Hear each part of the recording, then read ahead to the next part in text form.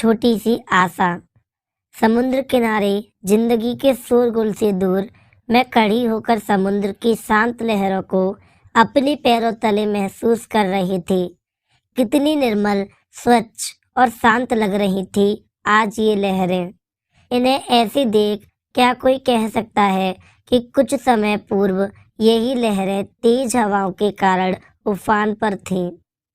हमारी जिंदगी भी इन लहरों के समान है। कभी कभी एकदम शांत, किसी संगीतमय धुन के समान प्रतीत होती है, और कभी कभी उसमें ऐसा सैलाब आ जाता है कि वह टूटकर बिखर जाती है। एक ऐसा ही तूफान पिछले साल 2020 में आया था, जिसने पूरे विश्व को एक ऐसी महामारी दी जिससे हम आज तक जूझ रहे हैं।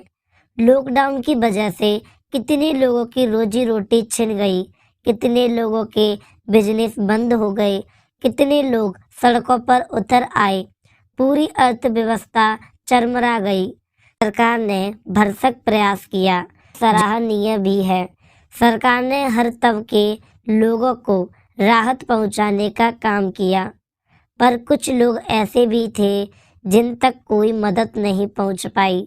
सरकार को इसमें क्या दोष दें जब उनके अपनों ने ही उनका साथ छोड़ दिया था। ये लोग थे वृद्ध आश्रम में रहने वाले वो अनगिनत वृद्ध जो अपनी जिंदगी की चौथी पारी खेल रहे थे, पर इस पारी में उन्हें अकेले छोड़ दिया गया। किसी और ने नहीं, बल्कि उनके अपनों ने। ऐसे ही एक वृद्धा आश्रम से मैं आलिया बंसल जुड़ी थी। साल 2019 में मेरा कॉलेज का पहला साल था। हमारे कॉलेज में सोशल वर्क के 10 अंक मिलते थे जो फाइनल पेपर में जुड़ते थे।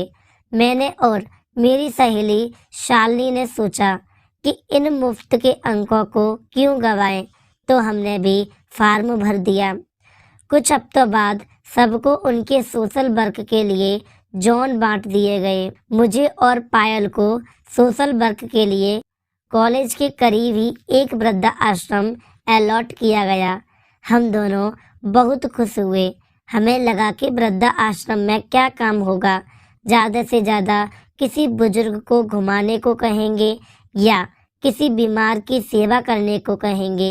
ये तो चुटकियों में हो जाएगा और हम जल्दी फ्री भी हो जाएंगे। हम दोनों अपनी किस्मत पर इतराते हुए अगले शनिवार वृद्धा आश्रम पहुँचे। द फोर्थ इनिंग्स, ये कैसा नाम है? पायल ने हैरानी से पूछा।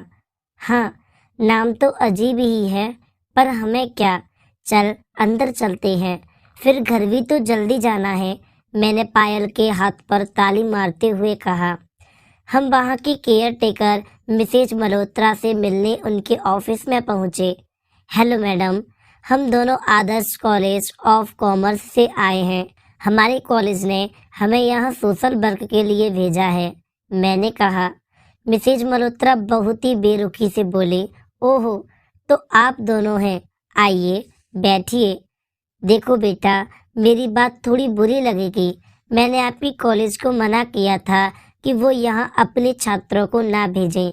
आप लोग यहाँ सिर्फ टाइम पास करने आते हैं और मुफ्त के अंक प्राप्त करने। आप लोगों को समाज सेवा का सभी नहीं मालूम और ना ही इसकी समझ है।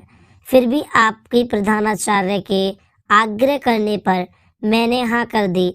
तो बताओ, आप दोनों हमारे वृद्ध आश्रम के लिए क्या योगदान देंगे? हम दोनों ने प्रश्न भरी निगाहों से उन्हें देखा। वह थोड़ा हंसी, फिर बोली, चलो पहले मैं तुम्हें आश्रम का एक चक्कर लगवाती हूँ, शायद तब तुम मुझे कुछ जवाब दे पाओगे। वह उठी और हमें इशारे से अपने पीछे आने को कहा। शुरुआत उन्होंने आश्रम के भोजन कक्ष से की।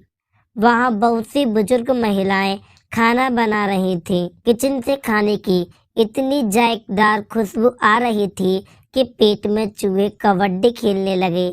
ये हमारी रसोई है। यहाँ जितनी भी महिला रहती हैं, सब मिलकर बारी बारी खाना बनाती हैं। जैसे आज बंगाली खाना बन रहा है, मिसेज मल्होत्रा ने कहा और आगे बढ़ गईं। मैं कुछ पल और उस खुशबू को महसूस कर रही थी कि तभी एक बूढ़ी औरत मेरे पास बंगला मिठाई शोरदेश लेकर आई और बोली, ली बेटा, टेस्ट कर। उनके स्वर में इतनी मिठास और अपनापन था कि मैं मना नहीं कर पाई। शोरदेश खाते ही मन तृप्त हो गया। मैंने उन्हें गले से लगाते हुए कहा, वाह आंटी, आपके हाथों में तो जादू है। उनकी आंखें नम हो गईं और उन्होंने प्यार से मेरे सर पर हाथ फेरते हुए कहा, आंटी नहीं, अम्मा। मेरी आंखों में अनायास ही आंसू आ गए। फिर वह हमें ऑडियो विजुअल रूम में ले गईं। वहाँ एक बड़ा सा स्क्रीन लगा था और उस पर पुरानी फिल्म गोलमाल चल रही थी। वहाँ बैठी बुजुर्ग महिला हाथों में पॉपकॉर्न पकड़े हुए हंसते हुए फिल्म का मजा ले रही थी। मल्होत्रा मैम ने सबको मुस्कुराते हुए हाथ हिलाया और बोली, ये हमारा रिक्रिएशन रूम है। यहाँ सब आराम करते हैं और अपनी पसंद की फिल्म देखते हैं। उन्होंने हाथ हिलाकर हंसते हुए सबको अभिवादन करते हुए कहा। इस तरह मल्होत्रा मैडम ने हमें कुछ और कमरों में घुमाया और फिर हमें डॉर्मिटोरी में ले गई। 5 बड़े बड़े हॉल थे। हर हॉल में 10 बिस्तर थे। एक फ्रिज था। गद्दों और तकियों के लिए अलग से बड़ी सी अलमारी थी। वह बिस्तर के साथ एक छोटी सी अलमारी रखी थी। हर बिस्तर के साथ एक छोटी सी अलमारी रखी थी। कुछ बिस्तरों पर बुजुर्ग महिलाएं आराम कर रही थीं, कुछ यूं ही चुपचाप बैठी थीं और कुछ आपस में बातें कर रही थीं। मेरी नज़र वहाँ बैठी एक बहुत ही बुजुर्ग महिला पर पड़ी। उनकी उम्र लगभग 75 वर्ष की होगी। वह खिड़की के पास एक कुर्सी पर बैठी थी। चेहरे पर मायूसी और अपनों से बिछड़ने का दर्द साफ झलक रहा था। उन्होंने मल्होत्रा मैम को देखा तो डबडबाई आंखों से उन्हें इशारा कर अपने पास बुलाया। पुत्र, बात की मेरे बेटे से, कब आ रहा है वो? मेरा मन नहीं लगता यहाँ। उनकी शब्द तीर के समान चुभ गए मुझे। मेरी आंखें भर आई। अम्मा, मैंने बात की आपके बेटे से। वह अभी अमेरिका गया है, इसलिए आपको यहाँ छोड़ गया है। जैसे ही वहाँ से आएगा आपको घर ले जाएगा। मल्होत्रा मैम रुआसी आवाज में बोली। उनकी जुबान से निकले शब्द और उनके हाव भाव में सामंजस्य नहीं था। साफ दिख रहा था कि वह झूठ बोल रही हैं। मुझे बहुत गुस्सा आया। मैंने वहाँ से निकलते ही उनसे पूछा, आपने झूठ क्यों बोला? तो और क्या कहती मैं? उन्होंने झल्लाकर कहा। ये बोलती कि तुम्हारे बेटे ने तुम्हें दूध में गिरी मक्खी की तरह निकाल कर अपनी जिंदगी से बाहर फेंक दिया है। अब कभी तुम्हें लेने नहीं आएगा, बस चिल्लाकर बोली। पर उनकी आवाज़ में दर्द और परेशानी साफ दिखाई दे रही थी। मैं और पायल स्तंभ से खड़े रह गए। मैं निशब्द थी। कोई बेटा अपनी माँ के साथ ऐसा कैसे कर सकता है? मेरे मन के भावों को मल्होत्रा मैम ने पढ़ लिया था शायद। मेरे कंधे पर हाथ रख वह बोली, आज के दौर के बच्चे अपने माँ बाप को सिर्फ एक सीढ़ी समझते हैं जिस पर पैर रखकर वह अपनी मंजिल तक पहुँचते हैं, पर मंजिल पर पहुंचकर वही माँ बाप उनके लिए बोझ बन जाते हैं और उनसे छुटकारा पाने के लिए वह उन्हें यहाँ वृद्ध आश्रम में छोड़ देते हैं। मेरी आंखों से आंसू रुक नहीं रहे थे। मल्होत्रा मैम ने मुझे बैठने को कहा और पानी का गिलास पकड़ा दिया। कुछ देर तक उस कमरे में शांति थी। फिर मैंने पूछा, आपने इस आश्रम का नाम फोर्थ एंगेज क्यों रखा है? आलिया, इंसान की पहली पारी उसका बचपन होता है, जहाँ वह अपने माता पिता पर आश्रित होता है, उनकी छत्र छाया में बड़ा होता है। दूसरी पारी उसकी जवानी, जहाँ वह दुनिया को अपने नजरिए से देखता है, इस संसार में अपना अलग मुकाम हासिल करता है, जोश और उत्साह से भरा होता है। तीसरी पारी है उसका गृहस्थ आश्रम जहाँ वह अपने बच्चे को बड़ा करता है, काम धंधा करता है और अपनी जिम्मेदारियां निभाता है। और चौथी पारी है बुढ़ापा, जो सबसे कठिन होती है। इसमें इंसान फिर से आश्रित हो जाता है, पर इस बार अपने माता पिता पर नहीं बल्कि अपने बच्चों पर। और मेरे हिसाब से जिंदगी में मैंने ऐसे बहुत कम बुजुर्ग देखे हैं जो यह कह सकते हैं कि उन्होंने अपनी चौथी पारी भी बहुत शानदार तरीके से खेली है। मल्होत्रा मैम ने कितनी खूबसूरती से हमें जिंदगी का सारा सच समझा दिया। अब बताओ, तुम क्या योगदान दे सकते हो इस आश्रम में? मल्होत्रा मैम का ये प्रश्न हमें क्लीन बोल्ड कर गया। नहीं, हम तो कुछ भी नहीं कर सकते, यहाँ तो सबको सब कुछ आता है, पायल ने झट से उत्तर दिया और खड़ी हो गई। पर मैं वहीं बैठी सोचती रही। फिर मैंने कहा, मैम, माना यहाँ आप सब कुछ सिखा रहे हैं, सबको बहुत कुछ आता है, पर एक चीज है जो किसी को शायद ही आता हो। आज के इस दौर में कंप्यूटर का ज्ञान बहुत ही आवश्यक है। मुझे लगता है कि सभी बुजुर्ग महिलाओं को भी कंप्यूटर का ज्ञान होना चाहिए। इंटरनेट के ज्ञान से उन्हें काफ़ी मदद मिल सकती है। इससे एक तो उनका समय भी कट जाएगा और दूसरा उन्हें बहुत ही ज्ञानवर्धक बातें सीखने को मिल सकती हैं। मल्होत्रा मैम ने कुछ सोचा, फिर हंसते हुए बोले, चलो, तुमको एक मौका तो मिलना चाहिए। अगले शनिवार को आ जाना। और हाँ, छुट्टी के लिए पहले से ही एप्लीकेशन देनी होगी। हम दोनों वहां से उठ बाहर आ गए। मैंने पलटकर डॉर्मिटोरी की खिड़की की तरफ देखा। वह बुजुर्ग महिला अभी भी वहीं बैठी थी। मुझे देख मुस्कुरा दी। मैंने भी मुस्कुराते हुए हाथ हिलाया और इशारों में ही उन्हें कहा कि मैं जल्दी आऊंगी। मेरी मंजिल मुझे कहाँ ले जाने वाले थे मुझे नहीं पता था। ये सफर मेरे लिए क्या चुनौतियां लेकर आएगा मुझे नहीं पता था। बस एक जुनून था कि मुझे इनके लिए कुछ करना है। इन सब की जिंदगी का हिस्सा बनना था मुझे। इनकी फोर्थ इनिंग्स को कामयाब बनाने में और इन्हें एक नई पहचान देने में मुझे अपना योगदान देना था। अगले शनिवार मैं एक नई ऊर्जा के साथ उठी। जल्दी से तैयार होकर पायल के साथ वृद्धाश्रम पहुंच गई। वैसे तो पायल बेमन से ही आ रही थी, पर वो आई यह बड़ी बात थी। मल्होत्रा में मुझे देख थोड़ा हैरान हो गई और बोली, मैं तुम्हारे दृढ़ निश्चय से बहुत प्रभावित हुई हूँ आलिया। मुझे लगा था कि तुम शायद नहीं आओगी, पर तुम सच में हमारे साथ जुड़ना चाहती हो। इस बात की खुशी हुई।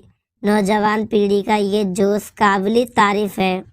मल्होत्रा मैम के चेहरे पर खुशी और आंखों में चमक साफ झलक रही थी। वह उठी और हमें स्टाफ रूम में ले गईं। आलिया, यहाँ हमारा एक छोटा सा स्टाफ काम करता है। अकाउंट देखना, सब महिलाओं की आज तक की रिपोर्ट तैयार करना, सबकी दवाइयों का खर्चा, बीमारियों की लिस्ट वगैरह सब तैयार करते हैं। शनिवार और रविवार उनकी छुट्टी होती है तो 2 दिन ये रूम खाली रहता है। 3 ही कंप्यूटर हैं हमारे पास। मेरे ख्याल से बहुत रहेंगे। और यह रही उनकी लिस्ट जो हमारे हिसाब से कंप्यूटर सीख पाएंगी शायद।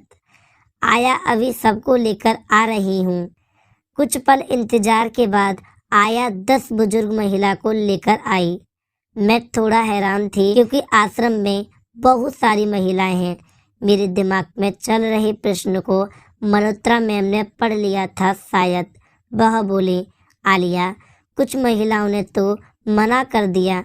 कुछ काफ़ी बुजुर्ग हैं तो मुझे नहीं लगता वह सीख पाएंगी। अभी इन 10 बुजुर्ग महिलाओं से ही श्री गणेश करो, बाकी तो तुम्हारे सिखाने पर निर्भर करता है। यह कहकर मैम उन सबको मेरे साथ सहयोग करने की हिदायत दे वहाँ से चली गई। मैं थोड़ा घबरा रही थी, पर फिर अपने आप से किए संकल्प को याद किया और मैदान में कूद पड़ी। मैंने उन सब का अभिवादन किया और अपना परिचय दिया। आलिया। ओहो, आलिया भट्टो क्या? एक महिला ने चुटकी लेते हुए कहा। मुझे तो बिल्कुल पसंद नहीं है, कितने छोटे कपड़े पहनती है। दूसरी महिला बोली। ऐसे मत बोलो डियर, जिंदगी में अच्छी लग रही थी वो। एक और आवाज आई। एक मिनट आंटी, आप सब यहाँ ध्यान दें, मुझ पर, आलिया बंसल पर, आलिया भट्ट पर नहीं। मैंने उनकी बहस को रोकते हुए कहा। तभी एक महिला जोर से हंसने लगी और बोली, बेटा तुम पर क्या ध्यान दें, हमें कौन सा अब अपने बेटे के लिए लड़की ढूंढनी है। उनके ये कहते ही सब जोर से हंसने लगी। कॉलेज में रैंकिंग नहीं हुई थी तो आज वह कसर भी पूरी हो गई। चलिए आज हम कंप्यूटर पर कुछ मज़ेदार करेंगे। आज हम इस पर वो लिखेंगे जो हमारी पहचान बताता है। मैंने सबको अपनी तरफ आकर्षित करते हुए कहा। ऐसा क्या लिखेंगे जो हमारी पहचान है? एक आंटी बोली। हमारा नाम, वही तो हमारी पहचान है। आज हम सब अपना नाम लिखेंगे और उसको बहुत आकर्षक तरीके से सजाएंगे। फिर उसका प्रिंट निकालेंगे। मैंने और पायल ने एक कंप्यूटर पर 3 लोगों को बिठाया और एक एक करके सबको मदद की उनका नाम लिखने में। उन्हें सिखाया कि कैसे हम कलर बदल सकते हैं, कैसे फ़ॉन्ट बदल कर नाम को अलग लिखावट दे सकते हैं। धीरे धीरे सबको मज़ा आने लगा। अपने नाम को खुद खूबसूरत बनाकर सब बच्चों की तरह खुश हो रहे थे। कुछ ही देर में सबसे जान पहचान हो गई, सबके नाम पता चल गए। जब हमने उनके प्रिंट निकाल कर उनको दिए तो वह सब उसको देख इतनी खुश हुई जैसे एक छोटा सा बच्चा अपनी पसंद के खिलौनों को पाकर होता है।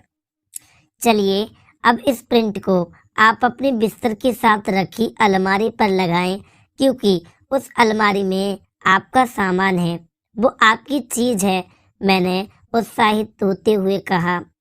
हम दोनों उन सबको लेकर डॉर्मिटोरी में पहुंचे।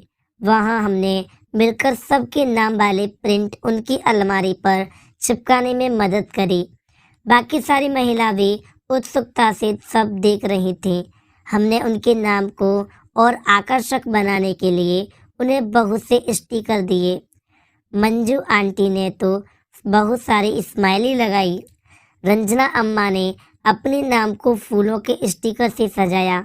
बिमला माँ को रंग बिरंगे सितारे बहुत भाए। सबने अपने नाम को सुंदरता की चादर से ढक दिया। उसके बाद वह सब उसको ऐसे निहारती रहीं जैसे परिवार के सब सदस्य नवजात शिशु को निहारते रहते हैं। मैं एक प्रिंट लेकर खिड़की पर बैठी उन बुजुर्ग महिला के पास गई। अम्मा, ये आपके लिए, क्या इसे मैं आपकी अलमारी पर लगा दूं? मैंने मुस्कुराते हुए पूछा। उनकी सहमति से मैंने उनके नाम वाले प्रिंट को उनकी अलमारी पर चिपका दिया और उसे सुंदर फूल वाले स्टिकर से सजा दिया। फिर मैं उन्हें अलमारी के पास ले आई। अपनी नाम को इतनी सुंदर अंदाज में लिखा दे वह भाव विभोर हो गई और उसे छूते हुए बोली, सुलोचना, सुलोचना शर्मा, कितने सालों बाद अपना नाम पढ़ा है। इधर आ गुड़िया। मैं उनके पास जाकर बैठ गई और उन्होंने मेरे सिर पर प्यार से हाथ फेरा। आंखों से आंसू ना उनके थम रहे थे और ना मेरे। नाम में क्या रखा है, ये कथन आज मुझे बेमानी लग रहा था, क्योंकि सिर्फ एक हमारा नाम ही तो है जो पूरी जिंदगी हमारे साथ रहता है। बाकी सब रिश्ते एक एक कर हमें जीवन के सफर में छोड़ जाते हैं, पर हमारा नाम आखिर तक हमारे साथ रहता है। इस दुनिया के जाने के बाद भी लोग हमें हमारे नाम से ही याद करते हैं। अब मैं सिर्फ शनिवार को ही नहीं बल्कि रविवार को भी आश्रम जाने लगी। सबके साथ समय व्यतीत करना, उनके अनुभव सुनाना, अपने कॉलेज के अनुभव उनसे साझा करने में मुझे बेहद आनंद आता था। जीवन एक अवसर है जो उस परम शक्ति ने हमें दिया है, जिसने ये संसार बनाया है। अब इस अवसर का हम कितना फायदा उठाते हैं ये हम पर निर्भर करता है। वृद्ध आश्रम की सभी महिलाएं इस अवसर का फायदा क्यों नहीं उठा सकती? ऐसा क्या है जो उन्हें रोकता है? यही प्रश्न मन में लिए मैं आश्रम पहुँचे। मल्होत्रा मैम को अपनी योजना के बारे में बताया, जिससे आश्रम की महिला भी आत्मनिर्भर बन सकती थी। मैम, मंजू आंटी, कांता माँ, शकुंतला दादी, ये सब कितनी अच्छी कढ़ाई करती हैं। हम इनकी कढ़ाई को रुमाल, टीवी कवर इत्यादि पर बनवाकर ऑनलाइन ऐप्स पर बेच सकते हैं। आजकल घर के भीतर लगाए जाने वाले पौधे की बहुत मांग है। बेबे, आशा ताई, कमला ताई, शवता दीदी, सबको पौधे की बहुत समझ है। हम किसी नर्सरी से अनुबंध करके इसकी भी ऑनलाइन बिक्री कर सकते हैं। मैंने अपनी सारी योजनाएं उन्हें समझा दी। हमने सबको इकट्ठा किया और मैम ने मेरी योजना सबको बताई। कुछ बुजुर्ग महिला को पसंद नहीं आई, क्योंकि उम्र के इस पड़ाव पर आकर वह फिर से एक नई शुरुआत करने से कतरा रही थी। पर ज़्यादातर महिलाओं ने हमारी बात को समझा और माना, क्योंकि उन्हें आत्मनिर्भर बनने का मौका मिल रहा था, जो शायद उनमें से काफ़ी महिलाओं को कभी मिला ही नहीं था। वह सदैव अपनी आजीविका के लिए अपने पिता, पति या पुत्र पर ही निर्भर रही थी। आज उनके पास अवसर था अपनी पहचान बनाने का। 1 महीने के भीतर सब तैयारियां हो गईं। हालांकि मुझे अंदाजा था कि हम सब एक साथ बहुत सामान नहीं बना सकते, क्योंकि उम्र का भी तकाजा है। तेज काम करना अब उन सब के बस की बात नहीं थी। पायल ने इसका एक बहुत सही उपाय निकाला। क्यों ना हम एक तरह का कोचिंग संस्थान खोलें यहाँ पर। ऐसी बहुत सी लड़कियां हैं जो सिलाई कढ़ाई सीखना चाहेंगी, बागवानी सीखना चाहेंगी। बस सब दादियां मिलकर उनको सिखा भी देंगी और बिक्री के लिए माल भी तैयार हो जाएगा। पायल ने निस्संदेह एक बढ़िया सुझाव दिया। हमने मल्होत्रा मैम से और वहाँ सभी महिलाओं से इस बात के बारे में वार्तालाप किया। सुझाव सबको पसंद आया। हमने कंप्यूटर पर ब्रोशर छापे। आधे माह में ही करीबन 5-6 लड़कियां सिलाई कढ़ाई सीखने आ गईं। इससे सिलाई कढ़ाई विभाग को तो मदद मिल गई। अब बागवानी के लिए हमने अपने दोस्तों से कॉलेज में बात करी। 6-7 दोस्त हमारी मदद को तैयार हो गए। लगभग 2-3 महीने में एक अच्छा व्यवसाय तैयार हो गया। मेरी सभी दादियां बहुत खुश थी। सब सुबह से शाम तक कार्य में व्यस्त रहती थी। अब किसी को भी अपने बेटे, पोता पोती और परिवार की ज़्यादा याद नहीं सताती थी। वह मोह छोड़कर आगे बढ़ना सीख चुकी थी। मल्होत्रा मैम सबके इस बदलते रूप को देखकर बहुत प्रसन्न होती थी। वह भाव विभोर हो हमसे बोले, आलिया और पायल, काया पलट हो गई आश्रम की। कौन कह सकता है कि यह वही आश्रम है जहाँ हर दिन एक उदासी सबको अपने आलिंगन से समाकर रखती थी, जहाँ हर रोज सब अपनों के लिए बेचैन रहते थे। सब इकट्ठे होते हुए भी तनहा महसूस करते थे, अपने जीवन को कोसते रहते थे। आज सब कितना ऊर्जावान महसूस कर रही है। सबका खोया हुआ आत्मविश्वास वापस आ गया है। आज सब सच में एक परिवार की तरह रह रही हैं। 1 साल पंख फैलाकर कब उड़ गया पता ही नहीं चला। हमने आश्रम में 2020 का जोरदार ढंग से स्वागत किया। सबने खूब नाच गाना किया। जिंदगी गुलजार लग रही थी। सब कुछ सही चल रहा था कि अचानक विश्व कोरोना जैसी महामारी की चपेट में आ गया और मार्च में हमारे देश में लॉकडाउन लग गया। लोगों का घर से बाहर आना जाना बंद हो गया। सब अपने ही घर में कैद हो गए। मैं रोज सबसे संपर्क में थी। मल्होत्रा मैम से निरंतर अपडेट लेती रहती थी। कुछ समय तक हमारा आश्रम जिन NGO से जुड़ा था वह मदद करते रहे, फिर मदद बंद हो गई। मल्होत्रा मैम ने सभी के बेटों से बात की। कुछ ने तो आधी पगार का बहाना बना दिया, कुछ ने यह कहकर टाल दिया जैसे ही इंतजाम होगा वह भेज देंगे, और कुछ ने फोन ही नहीं उठाए, बस कुछ ही पैसे भेज रहे थे। एक दिन मल्होत्रा मैम का फोन आया मेरे पास। आलिया, सुलोचना ताई की तबीयत अचानक बहुत खराब हो गई है। क्या तुम डॉक्टर अरेंज करा सकती हो? मेरा दिल धक से बैठ गया। अब अब विश्वास के काले बादल आंखों से आगे मंडराने लगे। मैं बेबस और लाचार महसूस कर रही थी। मैंने फिर भी उनको आश्वासन दिया कि मैं कुछ इंतजाम जरूर करूंगी। मैंने अपने पड़ोस में रहने वाले डॉक्टर वर्मा को बहुत आग्रह किया कि वह मेरे साथ चलें। बहुत मुश्किल से वह चलने को तैयार हुए। मैंने 1 हफ्ते का राशन और अन्य जरूरी चीज सामान तैयार किया और माँ को किसी तरह मनाया कि वह कुछ दिन मुझे वहाँ रहने की इजाज़त दे। मल्होत्रा मैम अकेले सब संभाल रही हैं। माँ ने सख्त हिदायतों के साथ मुझे इजाज़त दे दी। डॉक्टर वर्मा ने सुलोचना दादी को चेक करके कहा, मैं आपको झूठी दिलासा नहीं देना चाहता। इनकी सांस की तकलीफ बहुत ज़्यादा बढ़ गई है। कितने दिन निकाल पाएंगी कहना मुश्किल है, डॉक्टर वर्मा ने दबी आवाज में कहा। मल्होत्रा मैम और मेरी आंखों में आंसू थे। हम सुलोचना दादी को खोना नहीं चाहते थे। तभी भैया डॉक्टर का लिखा इंजेक्शन ले आया। डॉक्टर वर्मा ने मुझे इंजेक्शन भरना और लगाना सिखा दिया। फिर वह हमसे इजाज़त लेकर भाई के साथ वापस चले गए। मैं डॉर्मिटोरी में गई और सबसे मिली। सबका शरीर और मन दोनों ही थके हुए थे। काफी दिनों से आश्रम की सफाई भी नहीं हुई थी। सिर्फ आशा ही है यहाँ।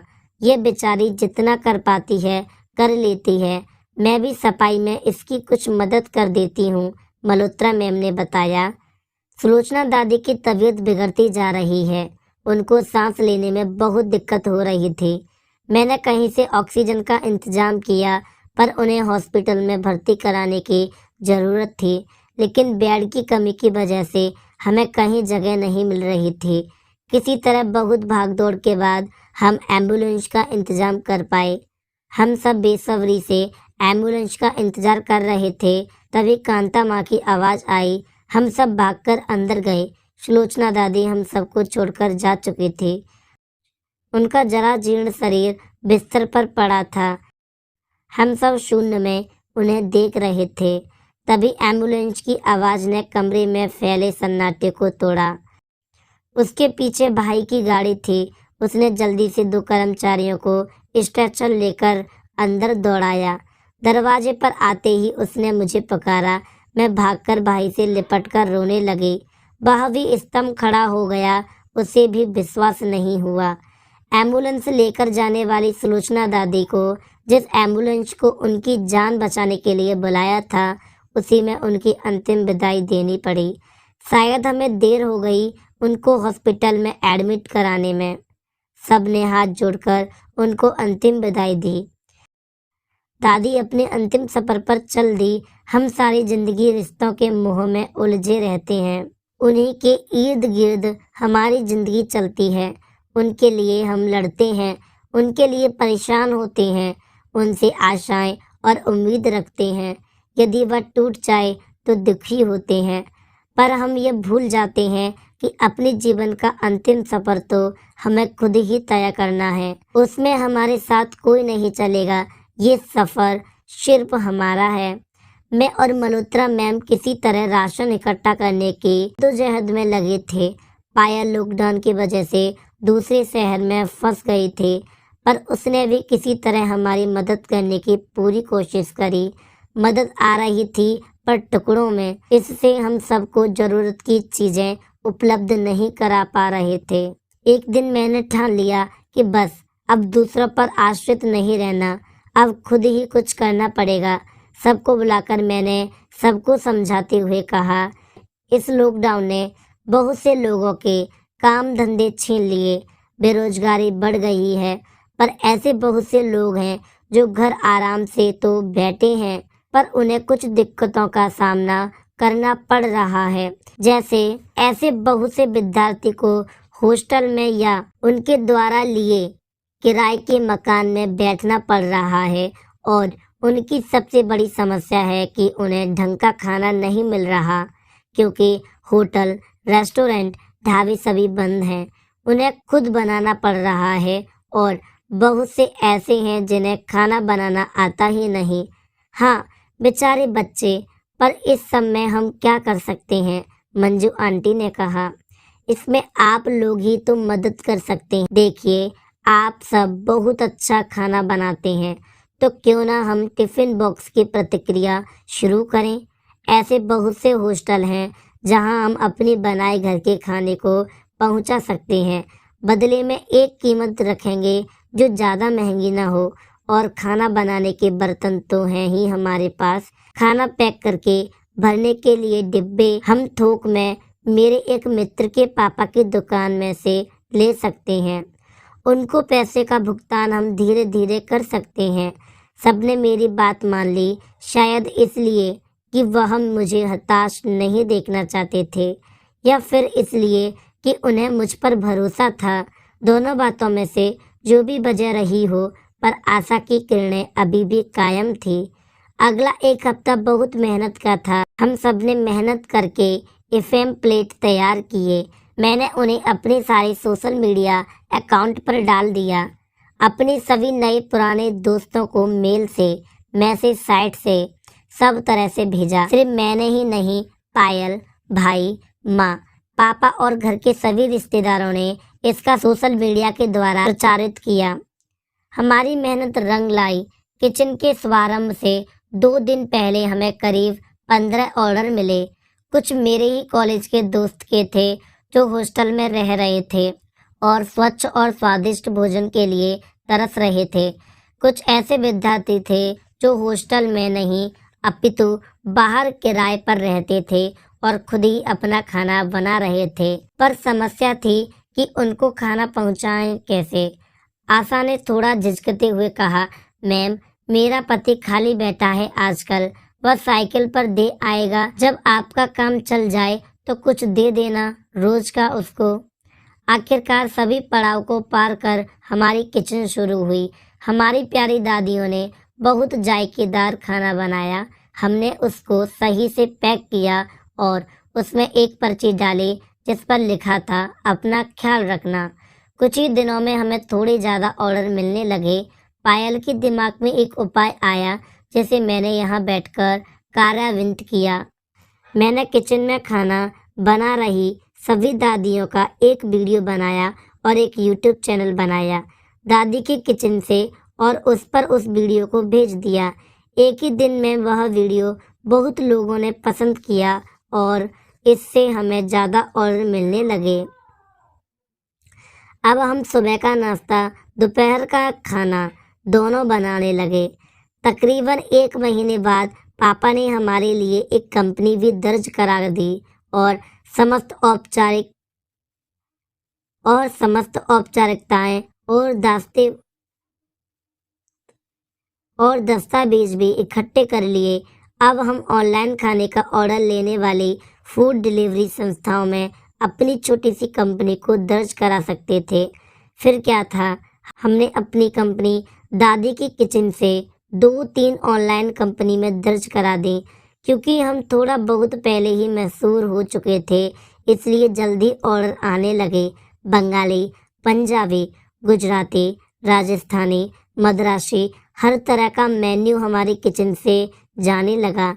आज 2022 में भले ही कोरोना महामारी से अभी तक हमें मुक्ति नहीं मिल पा रही है, पर हमारे 4th इनिंग्स के आश्रम की समस्त दादियों अपने मुंहों के बंधनों से मुक्त हो गई थी।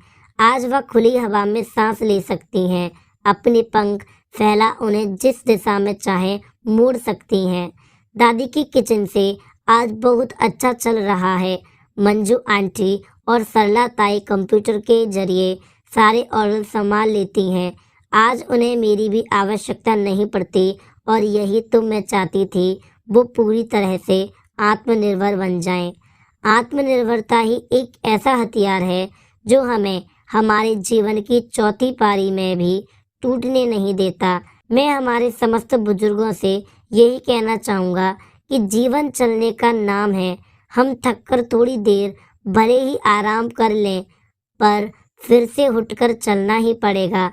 अपने जीवन को कभी भी लक्ष्य विहीन ना होने दें। नई तकनीकों को सीखने में कोई बुराई नहीं है, उसे अपनाएं और आज की पीढ़ी के साथ कदम से कदम मिलाकर चलें। लोग पुराने नहीं होते, उनकी सोच पुरानी हो जाती है। उन्हें अपनी सोच को नई दिशा प्रदान करनी पड़ेगी। आज आश्रम की सभी महिलाओं ने अपनी एक अलग पहचान बनाई है। उन्हें आज किसी की पत्नी, किसी की माँ के रूप में नहीं, अपितु उनके नाम से जाना जाता है। लगभग 2 साल पहले उन्होंने अपना नाम लिखकर उसे सजाया था। आज उनके उसी नाम से उन्हें एक नई पहचान मिली है। आज उन्होंने अपने अस्तित्व को खोज लिया है। अपने सपनों को साकार करने की कोई उम्र नहीं होती। इन सब का सपना था खुद को आत्मनिर्भर बनाने का, खुद की एक पहचान बनाने का।